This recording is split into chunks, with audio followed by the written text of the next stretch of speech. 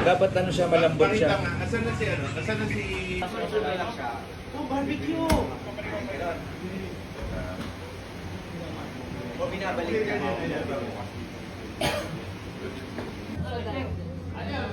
Tingnan natin yun. Tama yung angulo mo. For the vlog. Hindi ba sure? Uy, wala to. Ay, Makatulog na nga! Ginip lang ito. Bakit parang Oh, si Jepoy oh! Nagkita na naman tayo sa panaginip mo. Paano ba yan? Talo na naman kita sa flip top niyan. Puto! Hoy, eto na naman tayo. Panaginip kong hindi tunay. Tol, sa totoong buhay, wala kang saysay. Ano? Oo, mawawala ako pag gising mo, pero pag tulog mo, ako pa rin yung sinisigaw ng puso mong tahimik lang pag-aral. Hey! Teka, panaginip ka nga, pixelated memory. Pero bakit pag dilat ko, ako pa rin yung durog kahit wala kang katawan? Sabihin mong panaginip lang ako, pero ako yung bumabalik para iparamdam lahat ng pilit mong kinakalimutan. Bakit pa ako lalaban para sa taong mahal ko? Kung sa panaginip pa lang, talo na ako. Hello, Tol? Uy, Tol! Magkano nga uli yung utang ko sa'yo? Magbabayad na siya sa wakas. Ang tagal ko siyang hindi pinansin gawa ng utang niya eh. Buti naman. 4K, Tol. Pwede bang padagdag ng 6K para saradong 10K, isang bayaran na lang? Babe! Andito na yung mga manliligaw mo. Papilahin ko na ha. Go lang, entertain ko na sila. Wag na, ako na to. Baka kung ano pa mapili mo. Hi, I'm Joseph, 22 years old, nag-aaral sa private school. For sure, konyo ka. Fluent sa English. Mahihirapan pa yung friend ko sa communication, dudugo pa ilong. Next! I'm David, 25 years old, business owner, mayaman. Hindi pala hingi ang friend ko, so paano siya tatayo sa sarili niyang paa kung mayaman na yung partner niya? Next! Ayo! Next! Diyos ko, parang delikado pa yung buhay ng friend ko sa'yo. Hello po, I'm Christopher, 27 years old, move it driver po. Anong sabi mo, move it rider? Babe, eto na yung perfect sa'yo! At paano? Di ba commuter ka? Pasado, bago pasada sa move it! High standards ang mga riders dito. High quality naman sa rides kasi pasado sila sa clearance. 100% may documents ang mga move it riders, lalo na sa NBI at police clearance. Pasado din sa safety at gear. 100% ng move it riders ay tinatapos ang kanilang mandatory safety at quality modules. Gear maintenance, 99.995 of our riders are infraction free. So ano, rides na tayo? Buka muna, papuntang puso ko. Ano ba? Ako the first niya. Anong pangalan mo, miss? Huwag siya nang masamain. Gusto ka lang makilala, hinala ang buhay mo guguluhin. Di ako katulad ng mga naging lalaki mo. Di rin ako tulad ng mga naging babae mo. Wala akong alam sa mga putang sinasabi mo. Ang ganda ng ate mo, minsan pa lang dumaan, tapos nagsusungit pa. Ba't di ka nagsasalita? Ayaw mo bang kinukulit ka? Sabihin mo lang naman sa'kin, di naman kita pa paluhain. Dadalhin sa mga mamahalin, siguruhin mo lang na sa akin. Uy pre, nakita mo ba yung mga isyong nangyayari ngayon? Oo nga pre, rally, korupsyon, nag-aaway-away sa social media. Grabe, ang lala. Di ba? Pre, may 1K ka ba dyan? Pautang naman, balik ko sa katapusan. Porket may kasama kong iba tapos hindi kita pinansin, sasabihin mo agad na plastic ako sa'yo? Bakit? Totoo naman ah. Sinasamahan mo lang ako kasi wala kang choice. Kasi ako lang yung available. No, di ba mag-best friend sila? Bakit sila pa yung magkaaway ngayon? Sige, plastic na kung plastic. Eh ikaw, alam ba nila yung masama mong ugali? Di ba pumatol ka sa matanda para may pangluho ka? Bakit mo binibiring up yung mga ganyan? Hindi mo na dapat pinagsasabi yung sa atin ng dalawa kasi hindi yun yung problema natin. Eh, andito na lang din naman tayo eh. Lubusin na. Alam ba ng lahat na muntik ka ng mabuntis? Buti na lang kamo, walang nabuo. Charmaine, please, tumigil ka na. Ang sama ng ugali niya, guys, di ba? Eto pa. Dahil sa kakaluho niya, kahit wala naman siyang trabaho, lubog na siya sa utang ngayon. Wala ka pala eh. Siyempre, ganun yan. Tapos hindi na yung away. Ay, kayong dalawa. For sure, may sinasabi si Jasmine sa inyo tungkol sa akin, no? Ha? Wala siya sinasabi tungkol sa'yo. Sa true. Tsaka, te, kung may sasabihin man siya tungkol sa'yo, yun ay yung memories ninyong dalawa. Alam mo bang sobrang miss ka na niya? Posible. Hindi ako naniniwala sa inyo, umami na kayo. Totoo yun, Charmaine. Oo, hindi ako naging mabuting kaibigan sa'yo. Hindi tayo nagkaintindihan. Pero hindi kasi yung sapat na dahilan para siraan ka eh. Para ilabas yung pinagsamahan nating dalawa, mabuti man or masama. Ayoko kasi na magmumukha kang masama sa mga tao. Ayoko may masasabi silang masakit sa'yo. Alam mo kung bakit? Kasi kaibigan kita eh. Paghiwalayin man tayo ng tadhana dahil sa mga pagsubok at problema ng isang kaibigan, kaibigan pa rin kita at mahal na mahal kita.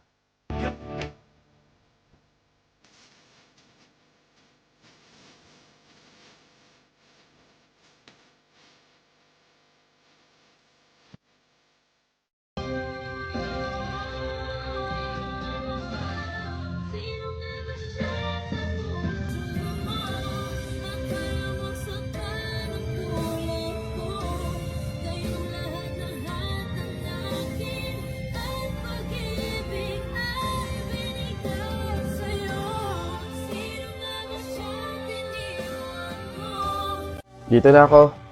Oh, mahal, kamusta ang trabaho? Naghain na ako, kumain ka na. Mahal, eto ng sinahod ko. Naibali na kasi natin nung nakaraan eh. Pangbaon lang to ng mga bata. May upa pa sa bahay, tsaka ilaw at kuryente. Pagkasyahin mo na lang siguro, mahal. Wala eh. Said talaga eh. Ay, Nay, Tay. Maglalabada na lang din siguro ako bukas. Pandagdag din. Ay, kailan kaya gagaan yung buhay natin, no? Yung hindi na tayo natatakot sa pang-araw-araw na darating kasi may sapat na tayong kinikita. Oo nga eh. Yung hindi na tayo mangungutang para may pangdagdag sa pang-araw-araw natin. Kumbaga, yung hindi na tayo makakaranas ng pagtitiis, ng hirap. Huwag tayong mawalan ng pag-asa. Darating din yun. Kailan kaya yun, mahal?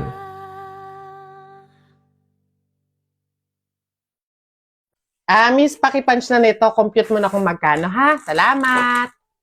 Tut! Ay! Nakalimutan ko nga palang bumili ng sabong panlaba. Teka nga, bibili ako, nak. Diyan ka muna, bantayan mo. Lo, Nay, bilisan nyo ha. Tit! Tit! Lo, 500 na to ah. Nasaan ba si nanay? Wala akong pambayad dito. Tit! Be, 1,300 lahat. Teka lang wala pa si nanay. Ay, ang dami. Naku, nak, thank you Pinag-grocery mo si nanay. Naku, excited na ako magluto ng mga ulam. Wala yun, nay. Ay, nakalimutan ko pa pala bumili ng pabango. Diyan muna kayo, nay, bibili ako. Hala, nak, paano to? Patapos na, oh. Opo, saglit lang ako.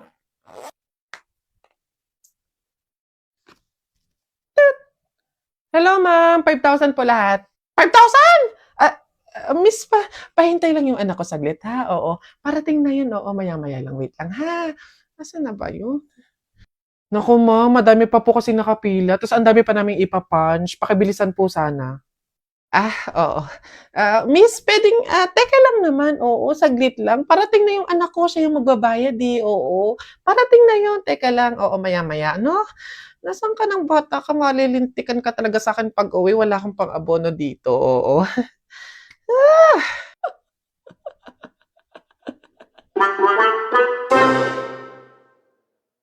Hindi ko alam kung na-scam ba ako o nakatulong ako. Howdy mga human beings! So itong video na to is awareness to sa mga kagaya ko na content creator. Merong nag-reach out sa akin, nag-send siya sa akin ng business proposal, portfolio niya. Siya daw ay independent director / writer. So para paikliin natin yung kwento, ang mangyayari is magkakaroon ako ng team. Partnership, parang ganun. Kasi siya yung magiging scriptwriter ko, tapos na-recommend niya yung pinsan niya, which is magiging editor ko naman. So ayun, sa kagustuhan kong magkaroon ng team, di ba? Ang sarap sa feeling na parang ako yung content creator, meron akong scriptwriter, meron din akong editor. So ang mangyayari, magsushoot lang ako na magsushoot. Then ayun, sabay na nating nagkasundo na sa rate per week na script na isi-send, 2 content per week. Then ayun, sabi ko, kuya, next week tayo mag-start, okay, ng trabaho kasi hindi pa magaling yung ilong ko. Pinaderma ko kasi yung ilong ko, meron akong pinatanggal. So sugat siya ng 2 weeks, kaya sabi ko, hindi pa ako makakapag-shoot.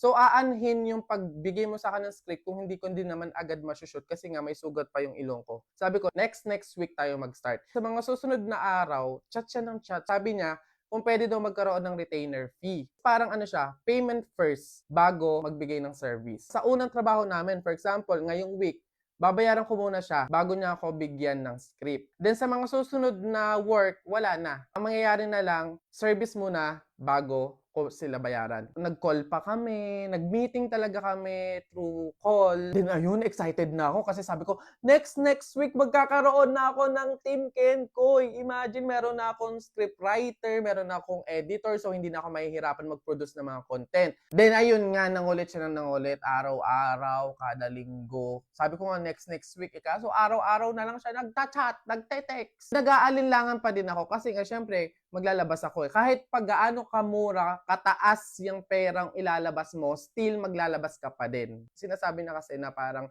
wala na daw siyang savings, wala na siyang funds, namatayan daw siya, kailangan niya ng help. Then ayun, naawa na lang ako, kaya ako sined muna yung bayad bago niya ako bigyan ng mga content or ng script. Sabi ko, kuya, okay lang kahit wag mo muna akong masendan ng script this week and next week kasi nga hindi pa galing yung ilong ko. Pero dahil grabe naman, halos mag-iisang buwan na hindi na nagparamdam. Chinat ko siya, tinext ko siya, wala na siyang Viber, nawala na siya sa Viber. Then boogs, after mga 1 buwan, wala na.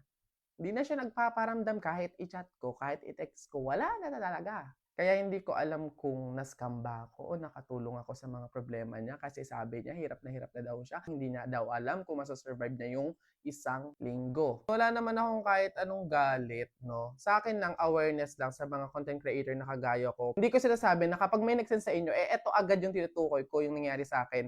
Siguro maging aware lang tayo or wag masyadong mag-trust and magpadala sa awa. Kasi syempre at the end, ikaw pa din yung mawawalan. Ikaw pa din yung possible na maloloko. So ayun, wala na ako iba sasabihin. Kundi kung napapanood mo to, tulong ko na lang yan sa'yo. Good luck sa future. Ikaw na bahala, okay? Tingnan mo, pati hanggang huli, inisip pa rin kita. Visit ka. Basta ayun na, sa mga content creator na kagaya ko, maging aware, maging matalino, sa kahit ano pang situation. Huwag magpagaya dito. Yun lang.